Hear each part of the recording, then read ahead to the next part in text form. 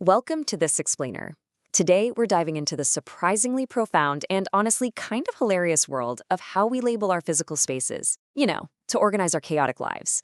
We're going to treat everyday household storage like it's a high-end museum exhibit, taking a really close look at the psychology behind a couple of very specific, very unique approaches to keeping our things in order. Let's get right into it.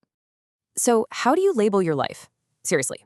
Consider the human compulsion to organize, the sheer chaos of our everyday objects. We've all got stuff, right?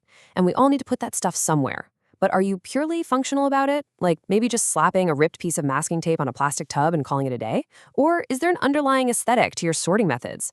Does the way you label a container say something a little deeper about your state of mind at that exact moment? Keep that question in the back of your head as we look at some truly fascinating evidence. All right, let's look at number 1. Exhibit A, the box of immediate urgency. Take a really close look at this plain, utilitarian cardboard box. I mean, it's a completely everyday item, but it's been utterly transformed by this dark, almost textured-looking square sticker right in the center.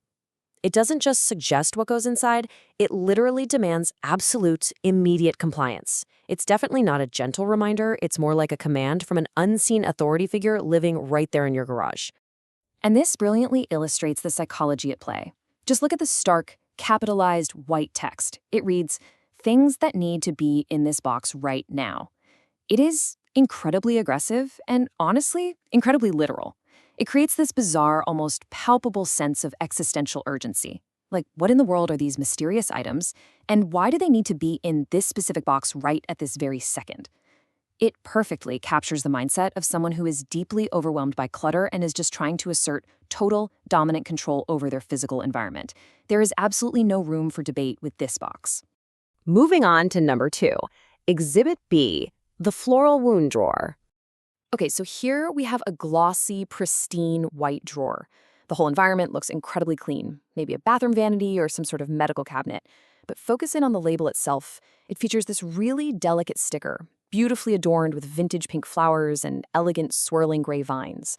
And right in the center, framing a single startling word in a quaint little font, it says, wounds. Just wounds, all lowercase. So the crucial concept to think about here is juxtaposition. The act of placing two things close together to create a massive contrasting effect. And this label? It's an absolute masterclass in it. It brilliantly forces us to reconcile that dainty, romantic floral border with the harsh, visceral reality of the word wounds. Normally we label these things first aid or medical supplies, right? But wounds? It is so specific, so morbid, and yet it's presented with the visual equivalent of a delicate afternoon tea party. Which brings us to Section 3, Contrasting Organizational Philosophies. Because, really, these aren't just sticky labels. They are completely distinct coping mechanisms for the messiness of life. Seeing them side by side like this really highlights the sheer absurdity of the contrast. You've got the chaotic, dark urgency of the cardboard box on one side. It's practically shouting at you. Then you have the elegant, sanitary morbidity of the white drawer on the other. It's whispering to you, perhaps while delicately holding a lace handkerchief. It is literally the ultimate visual punchline in household labeling, playing out right in front of our eyes. Breaking it down further, it highlights a super stark dichotomy: aggressive and literal versus delicate and dramatic. One creator approaches storage as this aggressive taskmaster, shouting literal commands to get the job done right this second. The other frames completely mundane first aid supplies, Band-Aids, ointment, maybe some gauze, with the dramatic flair of a poet writing a tragic romance. It just goes to show us that organization doesn't have to be sterile and boring.